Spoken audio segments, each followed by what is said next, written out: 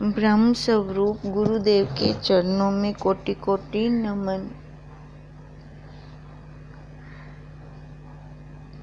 श्री योग विशिष्ट के उपशम प्रकरण में वशिष्ठ जी राम जी को कल ज्ञानी और अज्ञानी दोनों के लक्षण बता रहे थे। जो अज्ञानी होता है वो भोगों के निमित्त संसार में जा गिरता है, संसार के इंद्रियों के विषयों में जा गिरता है। और जो ज्ञानी होता है वो भोगों को सिद्ध नहीं करता, ना ही उसको कोई मान की इच्छा होती है, क्योंकि वो सब जानता है कि ये सब अनात्मा के धर्म है। मैं तो नित्य तृप्त परम शांत रूप वीतराग निर्वासनिक पुरुष हूँ और आकाश की न्यायी सदा अपने आप में स्थित हूँ। जैसे आकाश सबको अवकाश भी दे रहा है और किसी के साथ मिलता भी नहीं है, सबसे असंग है, ऐसे ही ज्ञानी महापुरुष को भी यही दृढ़ता होती है। जैसे सुख स्वाभाविक आता है तैसे ही दुख भी स्वाभाविक आता है। शरीर के सुख दुख की अवस्था में वह चलायमान नहीं होता, नित्य तृप्त और असंग होता है और जीवन मरण की वृत्ति उसकी नहीं फुटती, सब में सम रहता है। जैसे समुद्र में नदियाँ प्रवेश करती हैं और समुद्र अपनी मर्यादा में स्थित रहता है, तैसे ही ज्ञानवान को शोभ नहीं प्राप्त होता। हे राम जी, जो कुछ ज्ञानवान को प्राप्त होता है उसे वह आत्मा में अर्चन करता है। उसको करने में कुछ अर्थ नहीं और ना करने में कुछ प्रत्यवाय नहीं है, क्योंकि वो जानता है कि आत्मा के क्या धर्म है और अनात्मा के क्या धर्म है। ये जानकर वो इस अनात्मा को छोड़ता जाता है।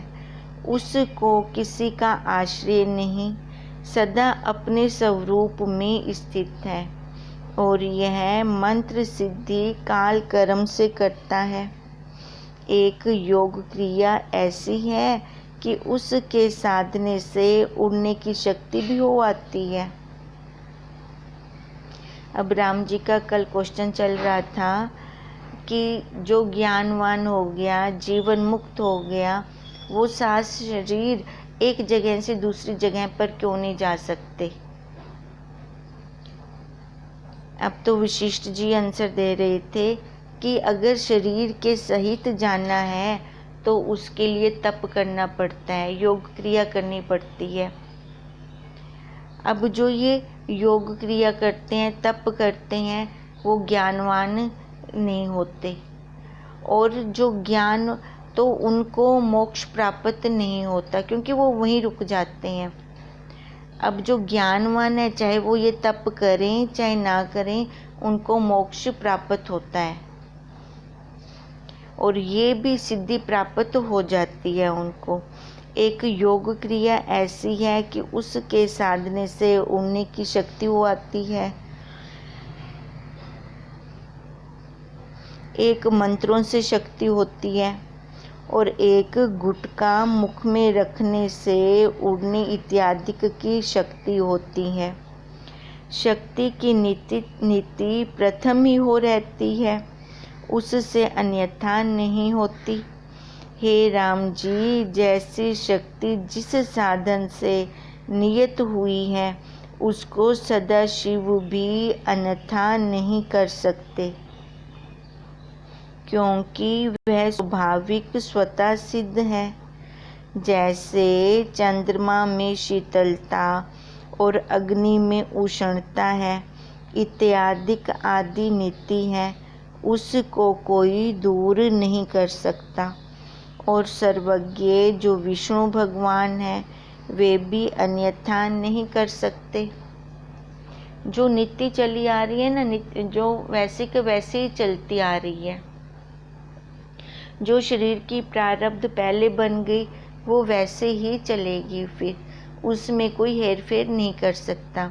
हे राम जी, जिस द्रव्य के मारने की सत्ता है, जिस द्रव्य में मारने की सत्ता है वह मारता है, और मध्य में मत करने की शक्ति है, तैसे ही द्रव्य, योग, काल आदिक में सिद्धता शक्ति नियत हुई है।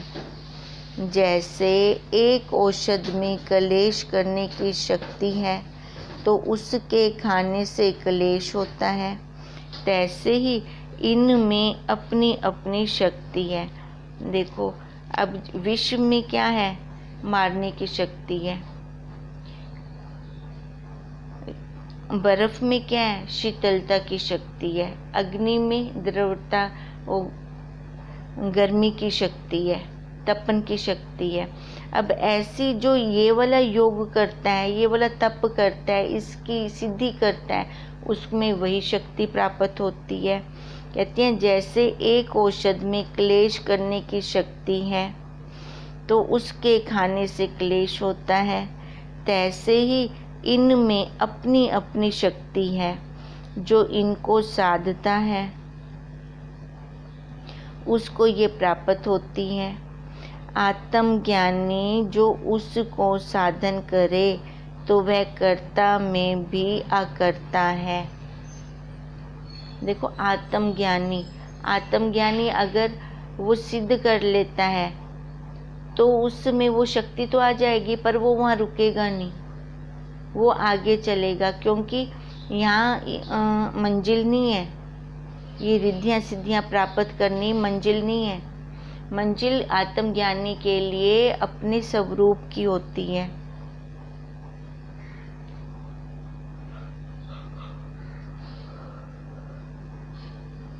आत्मज्ञानी जो उसको साधन करे तो वह कर्ता में भी अकर्ता है।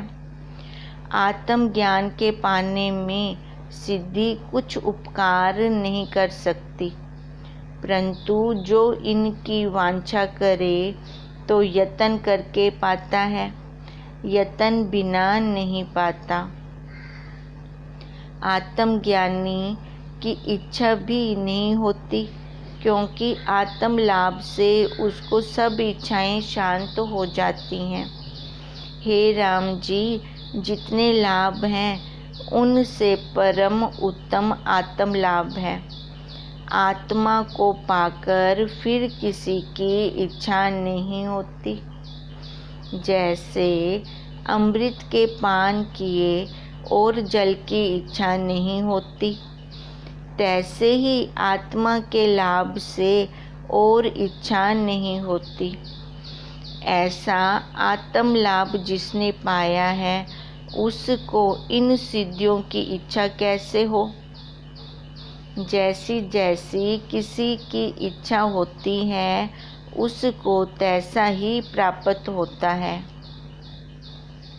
ज्ञानी हो अथवा ज्ञान से रहित हो, इच्छा और प्रयत्न के अनुसार ही प्राप्त होता है।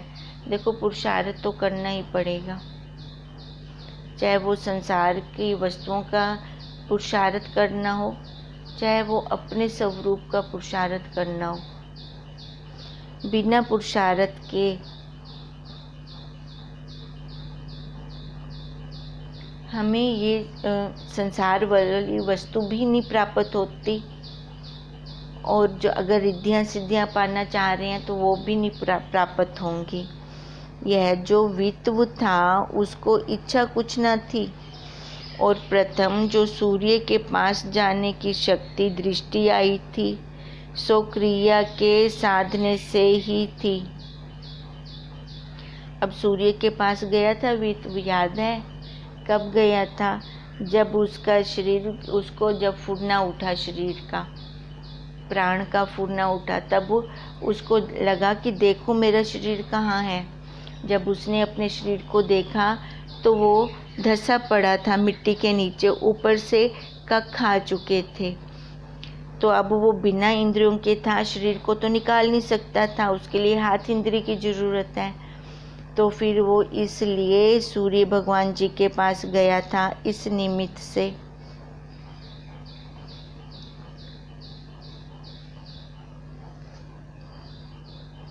हे राम जी, जो कुछ किसी को फल प्राप्त होता है सो अपने प्रयत्न से प्राप्त होता है। जो ज्ञानवान है वो सदा तृप्त रहता है, उसको इष्ट अनिष्ट की इच्छा कुछ नहीं फूटती। फिर राम जी ने पूछा, हे भगवन, 300 वर्ष वित्व मुनीश्वर समाधि में रहा तो उसका शरीर पृथ्वी में पृथ्वी क्यों ना हो गया, और सिंह, भेड़िए, सिंहार आदि उसको क्यों न भोजन कर गए।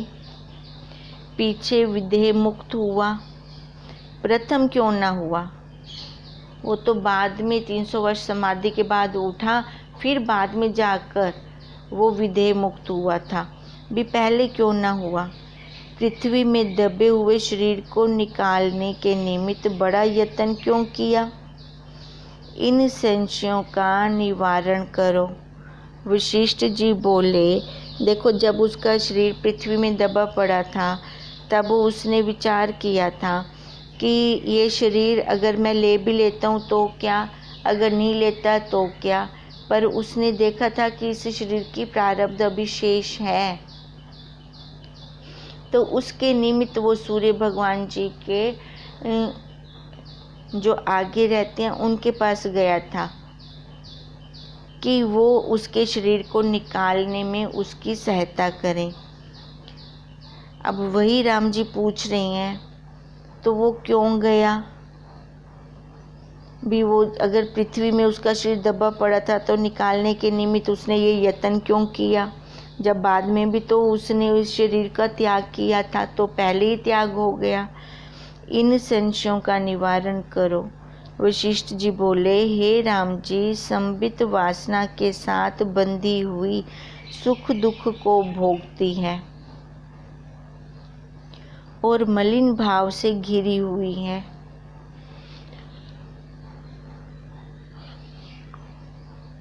संबित, अब क्या कह रहे हैं? संबित वासना के साथ बंधी हुई है।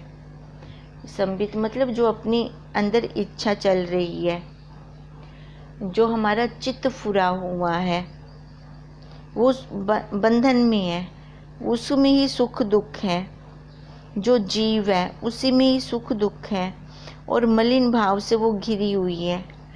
जो वासना से रहित शुद्ध समता रूप है और सुख दुख के भोग से जो रहित है और किसी कारण छेदी नहीं जाती, वही हमारा शुद्ध अंतःकरण। देखो, अंतःकरण तो सबके पास है और अंतःकरण वाले को ही साभास कहा जाता है, जीव कहा जाता है, परमात्मा कहा जाता है। अब जिसका अंतःकरण शुद्ध होगा उसी की दृढ़ता अपने स्वरूप में होगी, और जिसका अंतःकरण शुद्ध नहीं है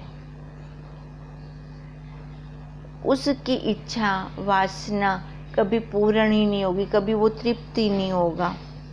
हे राम जी, जिस पदार्थ में चित्त लगता है वही पदार्थ स्वरूप में भासते हैं। यह पदार्थ की शक्ति है। जैसी पदार्थों में शक्ति होती है तैसे ही भासती है। इस कारण बहुत वर्ष व्यतीत होते हैं तो भी समाधि के बल से उसका शरीर ज्यों का त्यों रहता है, क्योंकि चित्त जिस पदार्थ में लगता है उसका रूप हो जाता है। जैसे मित्र को मित्र भाव से देखता है तो स्वाभाविक ही प्रसन्न होता है, और शत्रु को देखकर चित्त में स्वाभाविक ही अप्रसन्नता फुर आती है। मीठी वस्तु को देखकर चित्त स्वाभाविक ही लोलुप हो जाता है और कटुक में विरसता को प्राप्त होता है। मार्ग चलने वाले का चित्त मार्ग के पर्वत और वृक्षों के राग से बंधायमान नहीं होता। चंद्रमा के निकट गए से शीतलता होती है और सूर्य के निकट उष्णता प्राप्त होती है। सो ये पदार्थ की शक्ति है मतलब उनका अपना विशेषण है, उनका अपना गुण है। अब सूर्य का क्या गुण है कि वो तपन देता है, और चंद्रमा का क्या गुण है, उसका क्या विशेषण है कि वो शीतलता प्रदान करता है। ऐसे ही हर एक पदार्थ का अपना स्वभाव है और वो भगवान जी ने नियत कर रखा है। मीठी वस्तु हमेशा ही, चीनी हमेशा ही मीठी रहेगी, गुड़ हमेशा ही मीठा रहेगा। गुड़ को चाहे हम नमक वाले पदार्थ में भी रख दें तो भी वो अपना स्वभाव नहीं बदलेगा, वो फिर भी मीठा का मीठा ही रहेगा। और जो कड़वी वस्तु है उसको मिठास में रख दें तो भी वो कड़वी वस्तु अपना स्वभाव नहीं बदलेगी, वो फिर भी कड़वी की कड़वी ही रहेगी। अब ऐसे ही बता रहे हैं, मार्ग चलने वाले का चित्त मार्ग के पर्वत और वृक्षों के राग से बंधायमान नहीं होता। जो एक बार यहाँ चल पड़ता है ना, फिर पीछे वो मुड़ के नहीं देखता। चंद्रमा के निकट गए से शीतलता होती है और सूर्य के निकट उष्णता प्राप्त होती है। सो पदार्थ की शक्ति है। जिस पदार्थ के साथ वृत्ति का स्पर्श होता है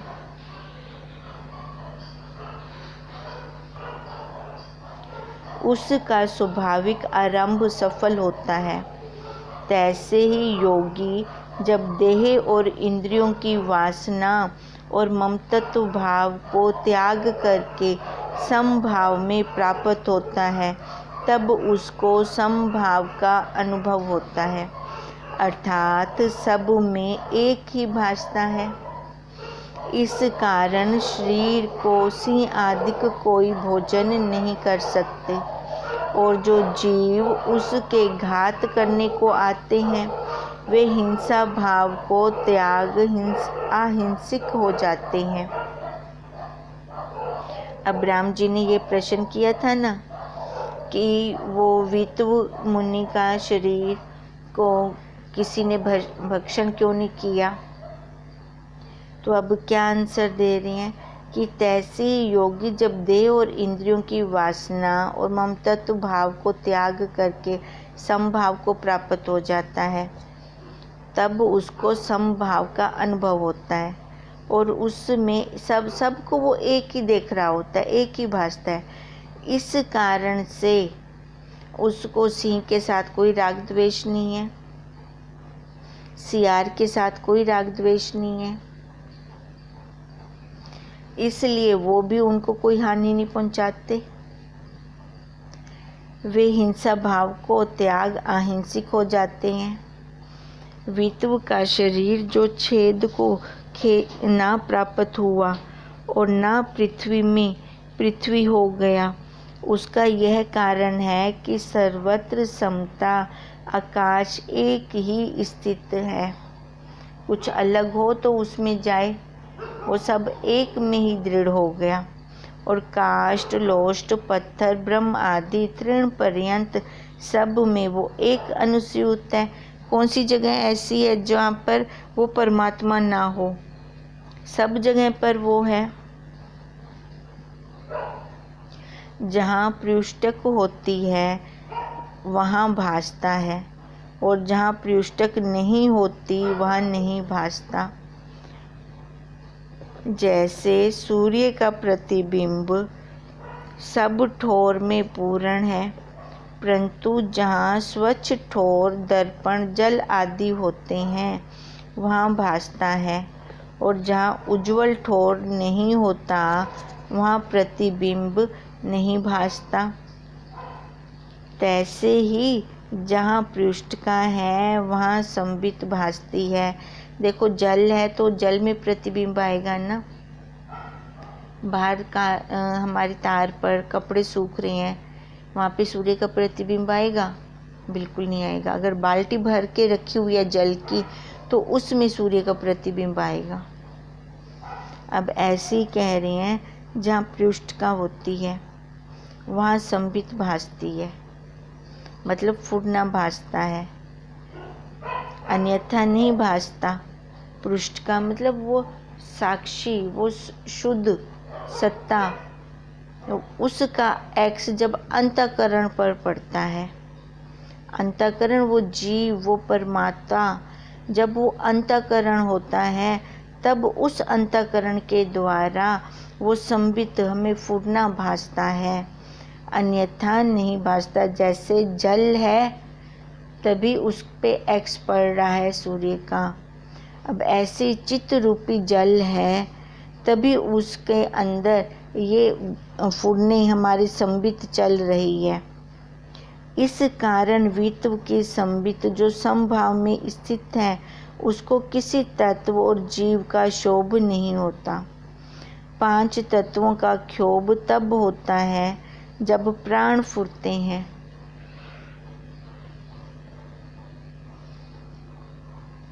और जब प्राण फूटने से रहित होते हैं तब तत्वों का क्षोभ नहीं होता।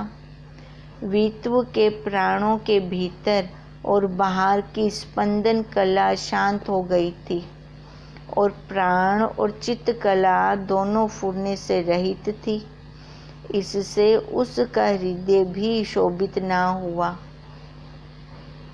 हे राम जी, देह रूपी ग्रह में जब चित्त और वायु का स्पंदन शांत हो जाता है तब शरीर नष्ट हो जाता है। अब देखो, स्पंदन जब है ही नहीं, अंदर कोई फूटना ही नहीं है, समता में आ गया है, तो वहाँ पे कुछ हृदय में फूटना ही नहीं उठता। फूटनों से ही तो हम दुखी सुखी हो रहे हैं। और देखो, अभी एक काम हमने खत्म किया तो दूसरा काम पहले,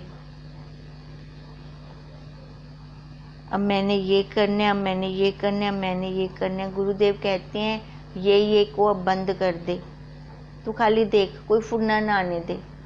एक काम ख़त्म किया, दूसरा काम शुरू करना है। उसकी जो बीच की अवस्था होती है जिसको गुण साम्य अवस्था कहते हैं, रोज हमारे पास 5 मिनट के लिए आती है।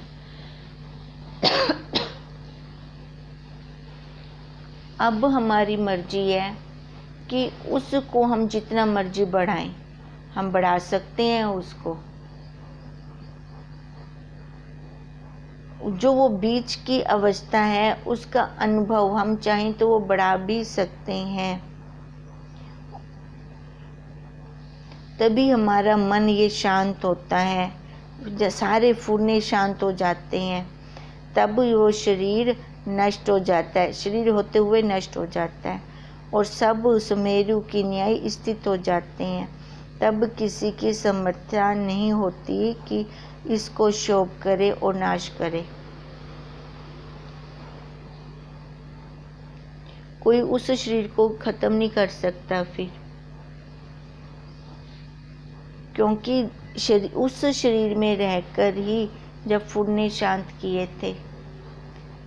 अब वित्व मुनि ने देखो उस शरीर में रहकर फूरने शांत किए थे, सूक्ष्म शरीर से वो बाहर निकल के गए थे ध्यान समाधि के द्वारा। तो किसी में समर्थता नहीं थी कि उनके उस शरीर को, जड़ शरीर को कोई नाश कर सके। जब तक उन्होंने खुद नहीं कहा, खुद अपने अंदर ये इच्छा नहीं जागृत की कि इन शरीर को 5 तत्वों को 5 तत्वों में लय करना है, तब तक किसी ने उनके शरीर को लय कर ही नहीं सके, लय किया ही नहीं।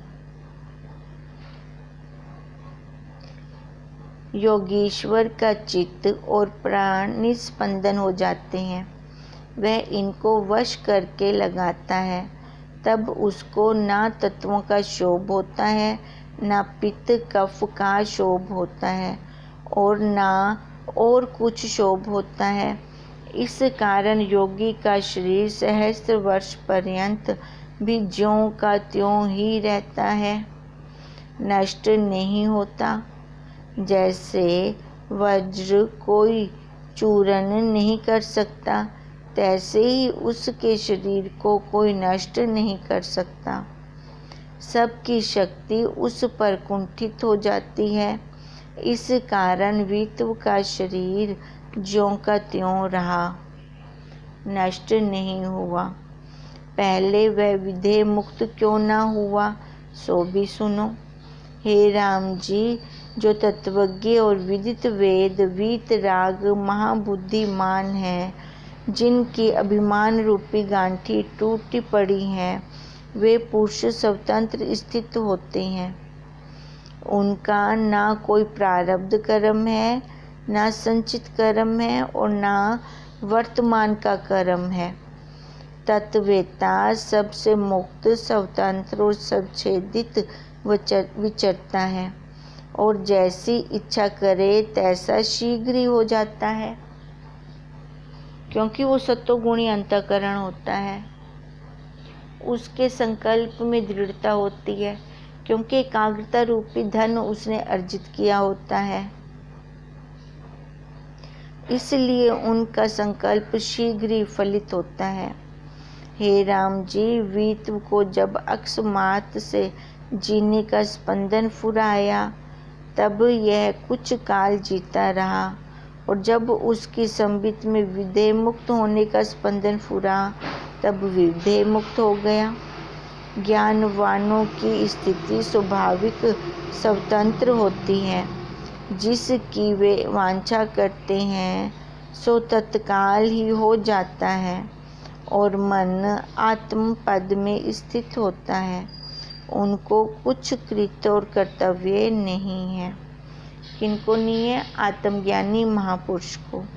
इति श्री योग विशिष्ट उपशम प्रकरणे सिद्धि लाभ विचारों नाम 85वां सर्गा समाप्त। कल फिर हम आगे करते हैं। हरि ओम तत् सत, हरि ओम तत् सत, हरि ओम तत् सत।